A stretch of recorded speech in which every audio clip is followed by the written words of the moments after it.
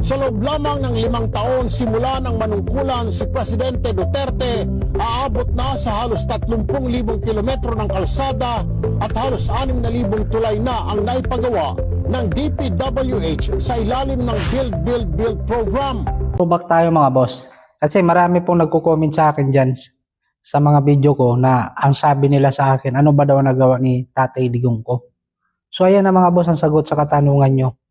Yan po ang project na build ni Tatay Digong sa atin sa Pilipinas.